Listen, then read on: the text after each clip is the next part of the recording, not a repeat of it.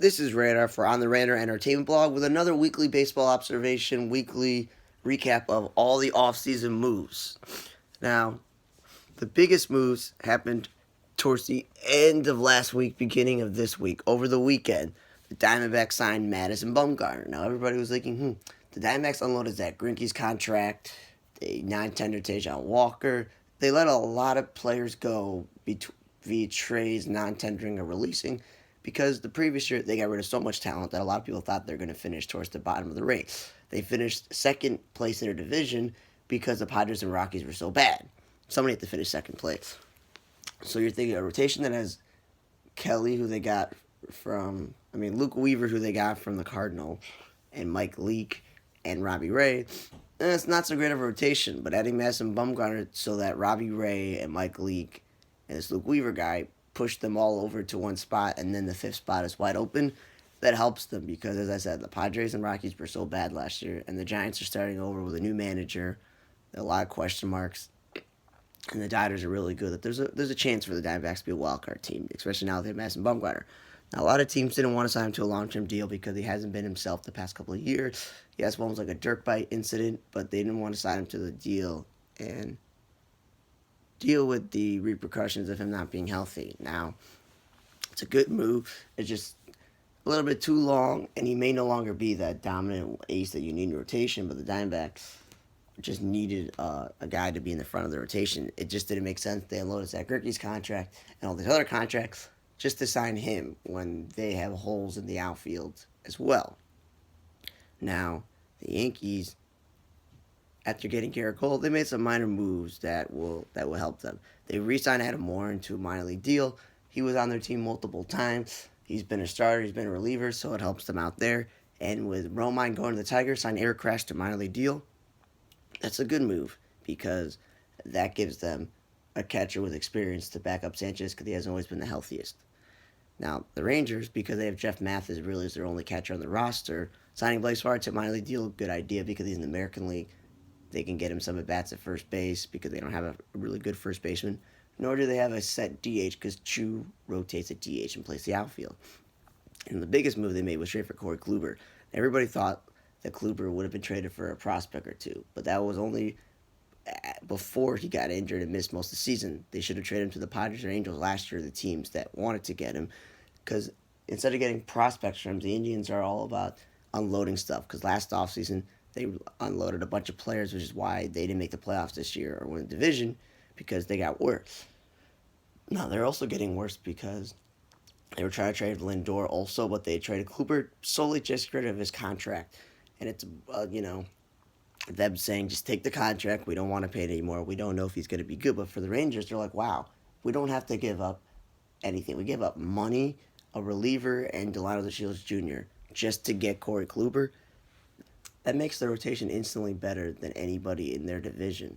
It really does. Because if Kluber is anywhere near what he used to be, the way that Mike Minor pitched last year as an all-star, Lance Lynn pitched 200 innings, and they just signed Jordan Lyles and Kyle Gibson, who both are good number 4s and number 5. Everybody's a spot. Kluber's their number 1. Mike Minor could be their number 2 instead of the ace, and Lance Lynn moves to 3. Lyles and Gibson are your back-end guys. They had a good rotation. I thought they're using a Band-Aid with these guys. Nope, they have a plan, and they already had a closer in place, so definitely better than the A's, the Angels, the Mariners, and definitely better than the Astros because the Astros lost Garrett Cole, and they just have Verlander and Greinke and McCullers. It's not that amazing. And speaking of the Astros also losing somebody in the rotation, Wade Miley, who the White Sox should have signed, or other teams, he went to the Reds. And now the Reds probably have the best rotation in the National League Central because Louis Castillo has been like an all-star caliber starter for them. Sonny Gray, when healthy last year, was good for the Reds. He got revitalized, and he was good. And Sadiq Stefani, when healthy, is a good mid-rotation back-end guy. And they have Trevor Bauer. So to start a season with Castillo and Bauer and Sonny Gray, DeStefani, and now Wade Miley just slides in to be the 5th starter. You don't have to rely on to be your 3rd or 4th. Not a lot of money for a 2-year deal. Great deal for the Reds. They have the best rotation because the Cubs have question marks in their own rotation. The Brewers don't really have a rotation that you could be afraid of. The Pirates rotation has been injured and not that great. and the Cardinals rotation is okay, but I think the Reds have the best rotation. The Padres, who went and signed all that money for Drew Pomeranz and by signing kind of Bear Claw to minor league deal, if he makes the team, that's great. Because when he was good a couple of years ago, not this year with the Nationals, but he was very good. Really helpful to have him as your seventh inning guy. The Marlins, who got no offense in their outfield, but also they didn't really try real outfielders. They were trying their infielders in the outfield. And Curtis Granderson, at his age, they signed Matt Kemp to minor league deal. He's really at this point a DH, but the Marlins want to have him as the new Curtis Granderson because at 39 years old, Curtis Granderson was a more productive major leaguer than Matt Kemp was, and at his age, and he's younger than Curtis Granderson. Let's see where that goes. The Nationals, whose bullpen was horrible last year, they just re-signed Javi Guerra to minor league deal. Signing Fernando Abad to minor league deal is a good idea too, because you never know what's going to happen with the Nationals bullpen because it's always an issue, and he's a lefty. Phillies, because Andrew McCutchen was their center for most of the season, but he got hurt. And Roman Quinn got hurt, and Duberrera got all this stuff. They have question marks in center field, and they didn't really have a center fielder. So signing a guy like Mickey Matuk or Sakura Brito to minor league deal is good organizational depth. Twins, again, their bullpen was an issue, so good thing they re-signed Sergio Romo. They just signed Tyler Clippard. They signed Danny Colombe to a minor league deal. It's what they're doing what they're supposed to do, just beefing up their bullpen because they're not sure about the rotation. The Cubs haven't really done anything to fix like the rotation. Like they could use a fifth starter. They've lost a lot of relievers to minor league to free agency.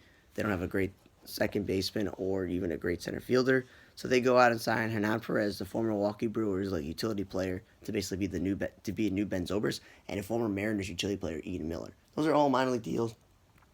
They're hoping that they get somebody else in second base.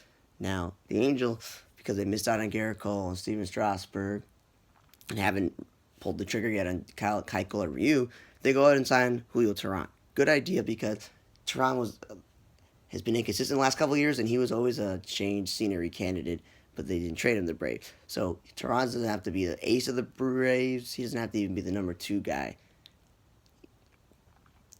because they went out. Andrew Heaney's been on the team for a while, so he's like the de facto ace, even if his talent level is not an ace compared to Teheran. And they got Dylan Bundy, who was the Orioles' best pitcher. It's not saying a lot, but if they go sign a Keuchel or Ryu, and all the money they pay them, they become the ace in terms of money. Heaney becomes the ace based on being there long enough that Teheran would slide into the 3 spot, and that'd be helpful. They just need more pitching. They at least got one guy done with. Now, the Royals, they need pitching, so Brandon Shipley, the former Diamondback starter, signed a minor league deal. See what happens there. The next guy the Royals signed that was very interesting is they went out and got Mikael Franco, the Phillies left fielder. Now you're saying to yourself, third baseman, why do you need to get the Phillies' former third baseman they non-tendered? Because he's been one of the most inconsistent players, and when he has played well enough, he strikes out a lot. You know, Phillies legends like Schmidt and Boa have questioned his desire to play at 100% all the time, his lack of hustle. So the Phillies decided they wanted to move away from him. So you would think the Royals, who Hunter Dozier last year was statistically one of the best third basemen in the American League, and surprisingly one of the better defensive third basemen statistically. Chapman's the best defensive one. Bregman could have won the MVP, and his offensive numbers were great at third base. And Moncada had a great season at third base, offensively and defensively. But Dozier was a top 3, top 4 third baseman in the American League last year, offensively or defensively. But now they're going to move him to right field. Whit Merrifield to center field. You're taking Dozier, who's a former middle infielder like his brother Dozier, Brian, to play the outfield. Whit Merrifield, who's best suited to play second base, to play center field. And if Alex Gordon retires, left field is wide open for Soler to play, but they may just DH Soler instead. And by doing that, they may play the guys left over like Brett Phillips or Bubba Starling in left field when it should be Starling and Phillips, who are natural-born center fielders, should be in center field. And you play Whit Merrifield in left field or right field and let Dozier play the left field maybe instead of right field. So they're just have a lot of faith in a guy who shouldn't get a lot of faith, and they have a good guy, and they're just going to move him around like they do with Merrifield, which is very silly. Now, the Brewers, on the other hand, they had Mike Moustakas on their team. He became a free agent. They non-tendered Travis Shaw. He's a free agent. They bought out Thames. He became a free agent. And they traded Aguilar at the deadline. So they had 4 first basemen at the roster. So they decided their new thing is going to be, we are going to have Ryan Braun play first base because we didn't re-sign Moustakas. to play first base, or even say, hey, come back, play third, bring back Shaw, Thames to play first base. They say, no, the plan is let's move Ryan Braun to first base, and they're going to sign Avi Garcia, who spent most of the 2019 season in the American League as a DH for the Rays, and with the White Sox, he was a defensively challenged right fielder. And because he doesn't have that many career innings in left field, and he's not comfortable with the angles in left field, he wants to play right field. So the Brewers sign him up to a multi-year deal to play right field, which what that does is that takes Yelich, who could have won the MVP back-to-back seasons, was an above-average center fielder and won a Gold Glove in left field, and certainly is a good enough defensive right fielder. So you're going to move him to left field to play defensively challenged right fielder and Avi Garcia, and move Ryan Braun to first base. There's a lot of steps to find a first baseman when there are plenty of free agent first basemen in the market, and they had 4 first basemen. So that's the first thing. It's one thing if you signed a guy who's been an outfielder his whole career, or he's been a right fielder his whole career, and you want to move Yelich to left field because this guy's a better right field, like a Cole Calhoun type of guy, or even Marcell Ozuna, who's not the greatest outfielder right now at this point, but signing a guy who have had track records of playing right field well enough in the past. Nope. They're signing a guy who's defensively challenged and doesn't have enough career innings in left field, is not comfortable. So you got to move the guy who could have won back-to-back MVP to another position. Just play Ryan Braun at first base. That's weird. Now the next weird thing is they went and signed Ryan Healy, who in Oakland and Seattle could never stay healthy, wasn't the most consistent player, and he bounced between third base and first base because he's not the world's greatest defensive player.